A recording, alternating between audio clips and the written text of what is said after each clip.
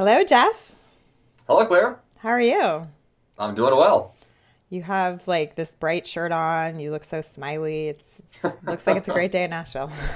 It's a great day in Nashville. I usually don't wear my pink shirt that often, but today I thought I'd throw it on. So yeah, it's a good day. It's awesome. It's awesome. So I'm just going to read kind of your bio to get started. I'm super excited to chat and just want to let folks know kind of who you are and the stuff you're up to in case you don't already. So Jeff Sanders is the author of the best-selling book, The 5 a.m. Miracle, Dominate Your Day Before Breakfast. He is also the host of the 5 a.m. Miracle podcast, which has ranked #1 in iTunes in the self-help and business categories, been nominated for 2 podcast awards, and exceeded 2 million downloads. He is a 10-time marathon runner, personal development junkie, and passionate raw vegan. He is a productivity coach, specializing in helping others dominate their day before breakfast. He has a Bachelor of Arts degree in theater and psychology from Truman State University in Kirksville, Missouri. He is married to his wife, Tessa, for 6 years. They live in Nashville with their quirky dog, Benny. Quirky dog. He is very quirky. Today he's been extra quirky. So yeah, a lot of fun. So some dogs are not quirky then. I think that most pugs are a little more calm and rational, and ours is far from that. So he's fun. I like him, but he has his moments. So I love it. So and just an FYI, I feel like it's okay. I'm drinking my like green smoothie as we talk. Oh, about nice. This, but I do have some black tea here. So okay, very good. Stuff. Just wanted to yay, raw veganness. So talk to me about who you really are. I read some sentences there. There was a paragraph talking about the stuff you've done and the, way the world kind of looks at you. But I'd love to kind of know who you really are behind that and how you got here, standing here, working for yourself with the 5 a.m. Miracle on your mic showing right there. It's a great question. I think that my story really begins probably back in high school. I was doing a lot of theater, and that's kind of where I was realizing that I knew very little about what I wanted to do.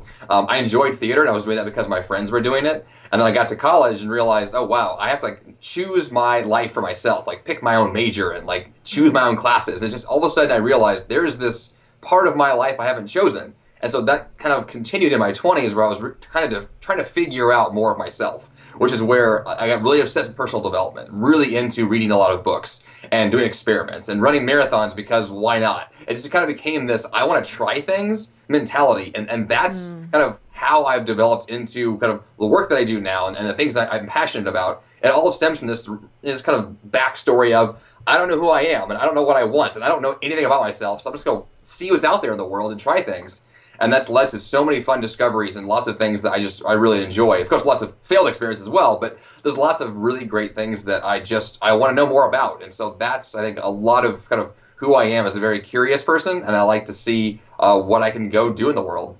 Okay, so tell me what some of those experiments have looked like and how they've sort of brought you to be this, coach and author and sort of thought leader in the space of productivity, essentially. Productivity kind of came about on accident. I think the same thing with the marathon running that I was doing. I decided to go and run a marathon, and in the process, I had a lot of people asking me questions about my marathon training and how I was able to do that. And I realized over the course of running and trying these kind of health and fitness goals that a lot of people were interested in just the goal-setting process in general, how to structure your life to fit in more things. And I realized over this process of trying to manage a busy schedule to fit in time for something like marathon training requires discipline and time management and all these other skill sets that come with productivity. And that's essentially what I had been developing on accident. And then I got really excited about that and really interested in this idea of kind of hacking my life and finding more time in my life to do more things that I loved. And that is where productivity came from for me. It was this desire to kind of squeeze more into my day. And throughout that process, able to accomplish more. And then I realized productivity was kind of the core of the whole thing. I wanted to just, manage my activities, manage my time, and do so in a very intentional way that allowed me to achieve the goals I had set. And so when you first were figuring this out, you were like a single guy in college or something, and now you've changed dramatically, right? So there's kind of a lot of different habits and behaviors and routines that have to kind of come into place when your life changes like that. Walk me through a little bit of sort of how productivity has shifted for you. Well, I think for a long time, I was very unintentional. Things just kind of happened to me, and I just responded to them. And college is a good example of that. I was not intentional with my time in college, so I struggled a lot to kind of get things done way more than I should have because I just wasn't thinking through the process well. I was just I was reacting all the time. And then I think that I kind of continued that a little bit when I first left college, as, in the real world by myself, trying to like work jobs and pay rent. And that's when I got kind of bombarded with this responsibility of being an adult. And I was like, whoa, there's a lot here I don't know. And so that's when I developed a lot of the skill sets that I now am utilizing to a much higher, more efficient degree. But that's when I really formed those habits and decided this is how I want to like approach my day, to wake up at this time, to get these things done, to make to move forward more effectively. The actual 5 a.m. miracle concept didn't kick in until a few years later, but I was forming those habits right after college and trying to decide, well, how can I be more intentional and how can I get more things done? Because I was a single guy who just kind of reacting to life, which was fun and very experimental and a lot of cool things, but it wasn't proactive. Mm-hmm. And that's what I've been developing over the last, probably a decade or so, was figuring out how to be more proactive, how to decide things ahead of time, and then structure my life to make that possible. So talk to me about some of those things you've been able to decide ahead of time and the ways you've been able to sort of be proactive in order to be productive. I know you kind of talk about it sometimes in the context of these 10 miracles, so I'm not sure if that's relevant to bringing in right now in this question, but I want to dig into that as well. So, yeah. The 10 Miracles really is just a series of tools that I use today that have been really effective for me. I think that as far as an example of what kind of got me to that point, though, was running marathons as part of it. Becoming a vegan was also kind of tagged along with that. This whole kind of health and wellness transformation I went through was really where I became the most intentional I'd ever been. Because choosing what to put in your body every day requires that constant reminder and that thought, that the planning ahead of time to buy the right foods, to eat the right foods. That for me is where a lot of it kicked off, was deciding how I wanted to not just become a healthier person, but become an intentional person who's choosing these things for a reason. And so I think that process, I was about 25 years old at the time, really going through this like shift of, okay, I was just mindlessly eating whatever I wanted. You put a plate in front of me, I'll just eat it. And now all of a sudden it's like, wait a minute, I'm going to stop and think about this and actually choose something. And that is, for me, like I'm the kind of guy I jump in head first into everything. And so to pause even for a second was kind of a big shift for me. And I had to make that happen. And so that's where health and wellness came in, and that's where proactivity really was a big part of my life at that point going forward. Excuse me. I think people completely, discount the importance of kind of health and wellness in being truly productive. It just makes such a dramatic difference in your life. I'd love to sort of hear more about what led you to be a raw vegan. So you said you were 25 when it started? Yeah, actually, I was 25. This actually goes back to my pug, Benny, because my wife and I had just gotten married, and it was about 6 months later, we got our pug, and we took him, from on day one to the pet store, and we're buying him some, dog food. Mm-hmm. And the pet store owner asked me, so what kind of food do you want? And I was like, well, the best dog food you have, of course. He's my new pug. And then I realized in that moment, wait a minute, I don't buy the best food for myself. Like, I eat whatever is available. I don't choose high-quality, intentional food, but I am doing this for this new puppy. So that started me on this journey of reading more about nutrition, watching documentaries about it, just consuming tons of information about it to figure out what is nutrition. Well, how should I be living? What's an ideal way to consume food? And that led me to these experiments, and part of that was going vegetarian, and then part of that was going vegan, and then 6 months later was going raw vegan, and I was just kept trying these things to see what was working for me. And raw veganism kind of stuck for me. I got really obsessed with not just like the smoothies and the salads, but the ethics and the morality and the environment and all these things that were just a part of that. I was really excited about it and just got so passionate about how I felt because I was making better choices. And then, of course, that led me to more productivity because I was more energetic and able to get more done. And I think what you just said is really key. It's sort of like the power of realizing that you were making healthy choices. And obviously that is important when it comes to food, but it's also just important in terms of any of sort of our keystone habits, or as you call them, kind of powerful rituals that we put in place in our life. Like, we often feel good after we do them, and so it helps us do them more frequently. Can you talk to me about some sort of powerful rituals that you've put in place, or that you regularly encourage folks to put in place? Yeah, I think one of the best ones I do in my own 5 a.m. miracle routine. I wake up, every morning early and have a very intentional, morning ritual. As a set of things that I do. Part of that is I drink a full liter of water, which I can see right here. This full green guy, I drink down one of those every morning. Usually another one in the afternoon as well. So actually, around this time of the day, this is a good time for me to do it. But I tend to drink that water right away because it just really wakes me up in a really powerful and authentic way. It's not caffeine right away. It's not this kind of stimulants. It's just a natural water hydration energy, which I love. That usually flows from there into my morning workout, and I love to go for a morning run. I love to run trails, my favorite activity. And so for me, that's a super big part of my morning routine is moving my body, like the physical activity to get me going. Because then when the workday begins a few hours later, I want to be fully awake and alert. And so my morning routine is about energy production. What can I do to be as ready as possible to work? And so that's such an important aspect of what my own 5 a.m. miracle is all about is, hydration, morning smoothie for breakfast, going up for a run. And these things just add up to lots of energy and allowing me to be my best self when the workday begins. So talk to me more about this idea that, morning routines should be about energy production and sort of what that means when people go about kind of building the perfect 5 a.m. miracle for them, or what's, when people want to go about personalizing their morning routine, how do they make sure to prioritize this idea that morning routines should be about basically generating energy? Well, I think the best way to think about this is kind of from the opposite perspective, which is that most people, and I was this way, would wake up at the very last minute, and your alarm goes off, and you're stressed out, and you rush to get ready for work really fast, and then you run through rush hour, you get to work, and you're just kind of exhausted from the whole experience. That's how my life was for a long time, and I didn't want that to be the case. And so when energy becomes the focus, now all of a sudden you might wake up a little bit earlier, but you're intentionally choosing activities that will allow you to begin your day the way you want to. So it could be yoga, it could be meditation, it could be reading. You can choose whatever you want, but you choose activities that allow you to wake up in a very powerfully, energetic but authentic way to you, so you feel your best, so you don't have that reactive, stressed out mindset when the day begins. And so what do you say to someone who says, look, I'm just not a morning person, 5 a.m. is not my time? I mean, I'm sure this is something you hear a lot. What is kind of your response to that?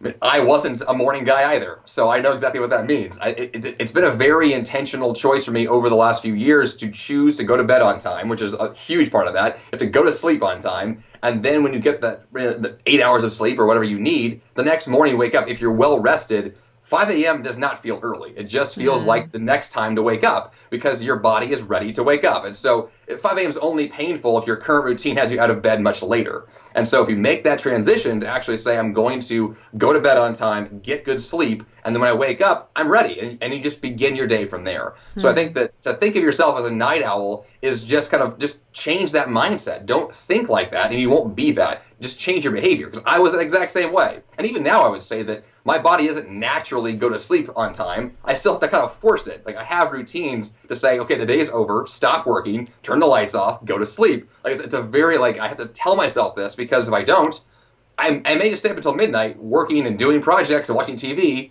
but that's not going to serve me the next day. It's not going to give me what I want the next morning to have that energy and that good rest I'm going to need. And so for you, it's not just about creating a morning routine, but there are also sort of routines at other times of the day that are important, as you just said, like creating an evening routine, trying to figure out ways to wind down. What do you do to kind of put in routines at other parts in your day that work, essentially?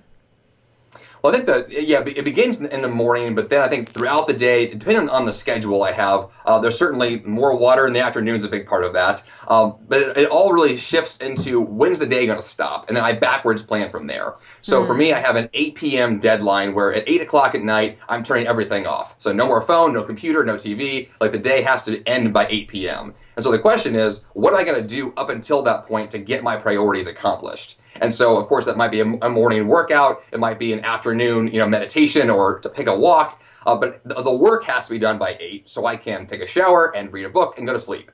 And if that process works the way I planned it, then when 9 p.m. rolls around, I'm ready for sleep. And then I get the full 8 hours of rest and the next morning begins again. And the whole system can flow like that. But it has to be kind of backwards planned from when your bedtime is going to be, and then more importantly, when you're going to stop your actual activity for the day. And then from there, you can have those routines you need to ensure that you're doing those things you want to do every day. And so how does this kind of, the idea of building a key routine routine that is sort of critical to your life and your productivity. How does this sort of flow into this idea of kind of having greater success or being more profitable in our businesses or as employees? Because I think that sometimes people think that productivity is just sort of useful for productivity's sake, which is absolutely not true at all. And that's why people get bored of the word, essentially.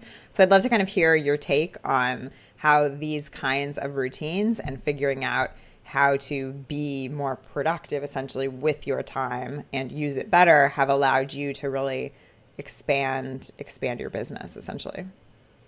Well, I think that when you think about being productive, it could mean just doing more stuff. And I think that's the opposite, direction we're trying to go here, because you could definitely get a lot more done in the day, but get a lot of nonsense done. And that's not the point. The point is to prioritize. So that has to come along with it. I think for me, that when I began to intentionally wake up early, the first question I asked myself is, well, what am I going to do at 5 a.m.? Because one thing to wake up early, it's another to wake up early for a reason. And to say, okay, well, if I get to bed at 5, what will I do that extra hour or two that I now have in the morning? And so that became, well, I'm going to go for a run. I'm going to have a smoothie. And then the question kind of just continued from there. Well, now that I'm really energetic and I'm at work, now what am I going to do with my work day? What's the most important thing to do now that it's 9 a.m., let's say? What am I going to do now? And so I think that intentionality piece plays into it. Now I'm asking myself those kinds of intentional questions all day long. Like, what's the next most important thing to do? And as opposed to, what else can I get done? Because that's not the same question. Right. And so if I'm asking what's the most important thing, well, now all of a sudden I'm shifting my priorities. My to-do list is changing, and now I'm doing things that matter. And now I'm getting results from that. And then this is a constant challenge. There's no way to master this in a sense, but there is a way to constantly practice this idea of asking that question of what matters now, and then going and doing that thing. And so I know one of the things that you talk about is this idea that you do kind of weekly reviews, but then you also kind of talk about, every 3 months kind of doing goal setting and achieving goals in that sort of manner with this quarter system you have. So I want to understand sort of how this idea of goal setting and also just like reviewing where you've been in the last week or in the last quarter plays into this idea of, what's the most important thing I should be doing. I would say the weekly review for me is one of the most important things I do. Like outside of an early morning routine and outside of exercise and these things I love, the review period for me is so critical because it allows me to reflect on what happened in the last week or two and then really ask the question, well, based on those successes or those failures, now what am I going to do differently next week? And when I have those kinds of questions I'm asking myself, it changes what I do, and I change my priorities, and I update things in a way that I otherwise would not have done. Because if you don't pause in your week to actually think about these things, and if you don't reflect on them, then you just keep doing what's next on the list. Absolutely. But a lot of times, that's not the right answer. There's so many times, every single week, I look at what I had planned for myself and go, well, that's not the right next thing. And so I change it. And that process for me, every single week, I'm just like, oh my gosh, like look at what I had scheduled that was not the correct choice. Like I'm going to redo this and move this and shift that and cancel that. And all of a sudden, my week is totally reinvented, and I get so much more and better work done because of that process. And you can do that every week, every month, every quarter. Like I love just taking that time to reflect on, well, what did I do? Did it work? Did it not work? And why? And then more importantly, now what am I going to do because of that? And those kinds of questions just, automatically cause you to think differently and then get more work done. Right. So are there things sort of at this stage of your business and your growth as, an entrepreneur and as just a human being, what are the types of things that are there regular things that used to be regular things that you do not do anymore because you realize that they are not your most important things? There's a lot of things that I've cut over the years. I think that there's a lot of tendency for me to want to be, I think the whole idea of being reactive. Like I don't answer my phone anymore. If someone calls me, like I don't answer the phone at all. Like I have voicemail for a reason and I use it. And most people never leave a voicemail and they never even care to call back. And so it's just one simple thing like that I don't bother with the phone. No, yes, I still use my phone. I call people, but I don't answer the phone unless I'm expecting a phone call from someone. I don't answer it. And it's something so small like that realizes like that's a distraction for me. Like, if someone sends me an email, if someone is going to try to ping me with their current emergency, that's not my current priority. Right. And so the most important thing that I've done, I think the last probably 6 months or so, is really take that to the extreme and say across the board, like I'm going to live my day my way as much as I can. I can't control it forever, but there's so many small things throughout the day where I realize, I reacted to that. I said yes to this and I never should have. And that kind of reactivity doesn't serve me. And then my goals don't get done because now I'm doing something else for someone else. Right. And to a certain extent, like, yes, I want to be a giving person, but I can't do that constantly. And so I have to set boundaries and rules. And I think for me, that's where the structure of my day really comes into play, is saying, here's what I plan to do. Now let's make sure that I actually follow through and do that and don't get sidetracked with a phone call or a tweet or an email or whatever comes in. Absolutely. So what about with, I mean, because I know a lot of people watching here may like the idea of structure, but they say, look, this isn't realistic every day because maybe I travel once a month for whatever, or maybe I travel once a week for something, or, I have these little kids underfoot, or whatever they have in their life that makes things variable. How do you respond to people who basically say they have constant things that vary? How can I create positive routines? The reality is that my life is also in that same boat. And it's maybe not as extreme as having young children or as extreme as having to travel every couple of days, but there's intentionality baked into my entire schedule. So I might say like, well, Wednesday night I have a late night event. So Thursday morning I'm not going to get up early because I need my rest. And so I'm going to constantly shift my schedule and ask myself, what's the next best thing for that day? And so that doesn't always result in a 5 a.m. wake-up call. It doesn't always result in a 9 p.m. bedtime. Like, those are my goals. That's an ideal, but that's not where I have to be every day or I'm going to die. Like, it's not a hard and fast rule. It's much more of the piece of saying, well, what is ideal for today? What would allow me to make sure the priorities get done, and then I can gradually shift back into the routine that works best for me in the long run. And so it's okay to have a schedule that changes all the time, as long as you are intentional about managing that kind of, the craziness that comes with that. But you can't just throw your hands in the air and say, well, I can't do it, it's impossible, because that won't serve you. And so it's that intentionality piece, saying, okay, well, based on what I have, what can I do with that? How can I structure this in a more intelligent way? And then when you ask those kinds of questions, you find answers everywhere.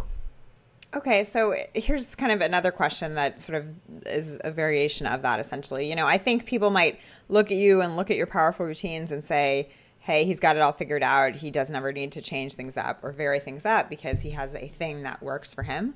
And I guess I'm curious for you personally, or, with folks you work with or talk to, when you have something figured out, how much sort of regular tweaking or sharpening of the saw should be taking place, essentially? It's hard to say what should be taking place, but I can say that on my end, I am a tweaker. I love to adjust things constantly. So my actual morning routine is hardly ever the same 2 days in a row. I'm always making adjustments. And so I will begin with a very structured routine. I will write everything out in tons of detail to make sure I know where I'm going to begin. But then by the very next day, I've made an adjustment. I've changed things. I'm moving things around because things change. Life is a constant variable thing, and I don't work well with tons of structure, but I know I need structure. So I start with structure, but then I let my life kind of flow with that, see where it goes, and then readjust from there. And so the way that I look at it is, yes, I will definitely begin with as much detail as possible, but I'm knowing that that's not a hard and fast rule. I'm going to be making changes from that, but I want to begin somewhere intentional, begin somewhere that's a well-planned, well-thought-out routine, and then if there needs to be a change, I'm totally fine with that. But I'm willing to make that adjustment when it needs to happen. I love that. I mean, beginning with intention is sort of key because things are going to change and you will want them to change as well. That's powerful. This has been really great. Thank you so much. Can you kind of share what you're really focused on right now and where folks can find out more about you and learn about your work and listen to your podcast and read your book and that kind of stuff? Sure. I think that the next big phase I'm working on is more public speaking. It's kind of the one thing I have not spent a lot of time in yet. So in terms of my own learning and development, that's where I'm really focused right now is more kind of public talks and traveling and things of that nature that I haven't done as much of. But in terms of people finding more about what I'm doing, jeffsanders.com is the place to be for that. The 5A Miracle podcast is on iTunes, and the 5A Miracle book is on Amazon. And that's basically it. I love it. Thanks. And are there any key podcast episodes that you would highly recommend? The Weekly Review podcast episode, which off the top of my head, I think it was episode 38, but I can making that up. Okay. Weekly Review is definitely a big one. There's an episode where I actually read the original version of the 5 Miracle ebook, the one that started this whole thing. I think that's interesting too, because it's kind of me before I knew what I was doing, and that's on the podcast as well. Because I think that you go back to the first episode of my podcast, I was really just kind of like flying my pants. I'm like, let's just talk about early mornings. Yay. Like, it was not at all focused. Whereas now it's like I have a very specific system.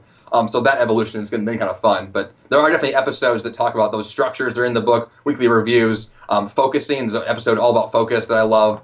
So those are the places to start, I think. I love it. Well, thank you so much for this. This is great. Yeah, thank you.